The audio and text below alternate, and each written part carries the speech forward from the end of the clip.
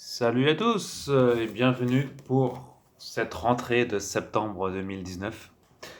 Deux magazines, L'Écran Fantastique et Mad Movies. Voilà, deux numéros très intéressants. Et on commence avec le Mad Movies.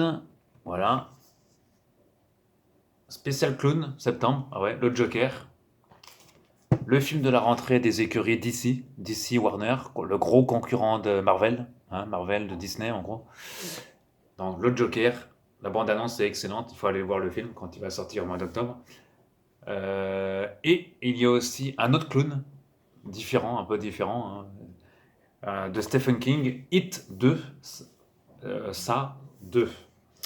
Alors, numéro de Mad Movie, ça fait longtemps qu'on n'avait pas eu un numéro aussi intéressant, en termes de contenu notamment et de dossier, dans ce nouveau numéro de Mad Movies. Non seulement la couverture est très intéressante, mais en plus le contenu l'est également. Alors, on va faire vite fait le tour du magazine. Alors, je vous passe les news. Hein, ça, c'est l'acteur qui verra. Dans les avis chiffrés, la fameuse rubrique de Mad Movies, voilà, avis chiffrés, les 1, 2, 3, 4, 5, les 7 rédacteurs qui font cette rubrique, ils ont noté Once Upon a Time, et je vous donne les notes. Vous allez voir. Sachant que 5 c'est très bon et 6 c'est chef-d'œuvre. Alors ils ont mis 5, 6, 6, 3,5 moyen, 6, 5 et 6. Ils ont vraiment considéré Once Upon a Time de Quentin Tarantino comme un chef-d'œuvre, quasiment. C'est pas le cas de ça, chapitre 2, ils ont mis 3 et 3. Alors c'est vrai que moi j'ai vu ça chapitre 2, je l'ai trouvé un peu moins bon que le premier.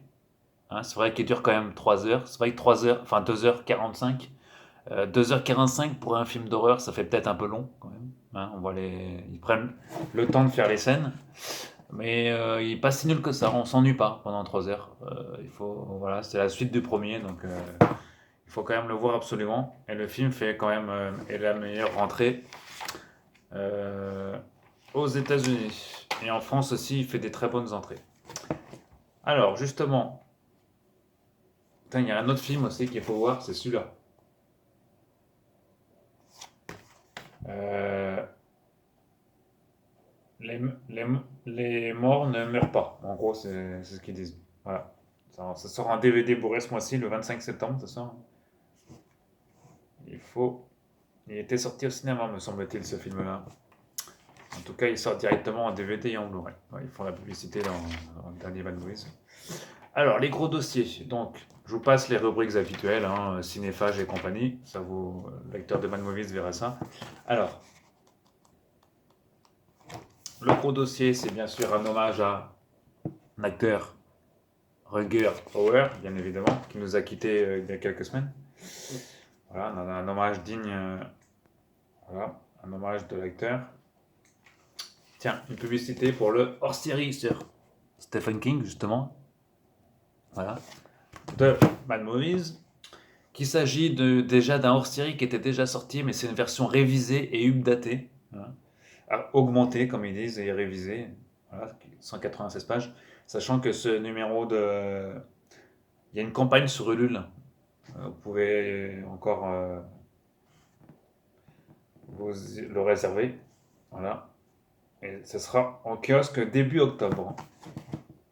Donc c'est une émission, un hors-série qui a été augmentée. Voilà. Parce que Stephen King, il sort toujours des films récents, notamment le dernier chapitre du Clown. C'est de ça numéro 2.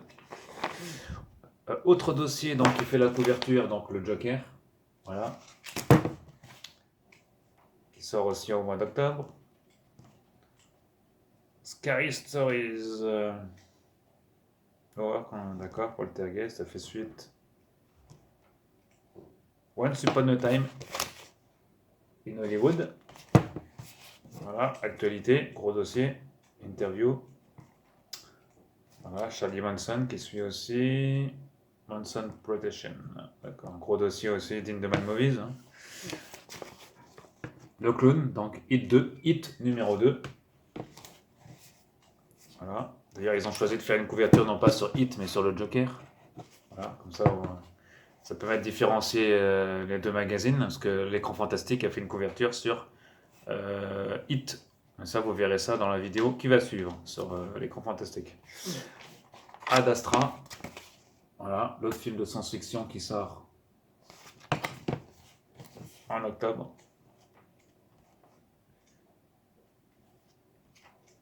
Voilà, actualité, Bacuron, Roger Avary.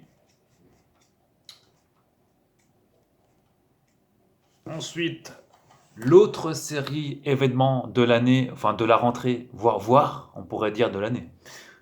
Il s'agit bien sûr de... Vous n'êtes pas passé, vous n'avez pas pu passer à côté, c'est pas possible. Dark Crystal, voilà. Une série très très très attendue. Alors même, moi personnellement, je me souviens vaguement du film de 82, mais alors, Dark Crystal, il y a ceux qui aiment, il y en a ceux qui n'aiment pas, hein. Soit on aime ou on n'aime pas. En tout cas, c'est très très très bien réalisé. C'est un peu de l'heroic fantasy avec des marionnettes, hein, pour résumer un peu. C'est très très bien écrit. La réalisation par Louis Leterrier est excellente. Et derrière Dark Crystal, on trouve bien sûr le grand marionnettiste, celui qui a fait des séries, pas mal de séries cultes, à savoir Jim Henson quand même, qui est derrière les Muppets notamment, ou encore Fraggle Rock, autre série culte. Et aussi son fils qui avait travaillé aussi sur Farscape aussi, série culte, hein, Farscape avec ses marionnettes aussi. Sauf que là, Dark Crystal, c'est que des marionnettes, il n'y a pas d'humains. C'est vraiment un monde que des marionnettes. Hein, c'est un peu le Game of Thrones, c'est de l'heroic fantasy quoi, avec des marionnettes. Mais c'est très très bien réalisé, c'est bien écrit, il y a des effets spéciaux, tout ça. C'est vraiment, si vous connaissez pas, regardez au moins un épisode, vous allez voir. Euh, Ça se regarde très bien. Et moi, il me reste plus qu'un épisode à regarder d'ailleurs. Et je trouve ça pas mal. C'est quand même considéré, je considère même ça comme un chef-d'œuvre, quand même. J'espère qu'il y aura une deuxième saison. Et c'est sur Netflix. Voilà. Donc, un grand dossier dans le nouveau numéro de Mad Movies, de Romain Nigita d'ailleurs. Et interview de Monsieur Louis Leterrier. Dans ce nouveau Dark Crystal, la série du mois de la rentrée. C'est vraiment la série de la rentrée, voire la série, on pourrait dire, la série de l'année sur Netflix. Légende, José Moriarca Marines, d'accord. Et les rubriques habituelles, DVD, compagnie, le NIF, etc. Donc le nouveau numéro de Mad Movies en kiosque. Voilà, septembre. Numéro 332. Voilà, un numéro très intéressant que je vous invite à vous procurer dans les kiosques. Voilà, allez, salut les geeks et rendez-vous dans une vidéo pour prochaine consacrée à l'écran fantastique. Salut!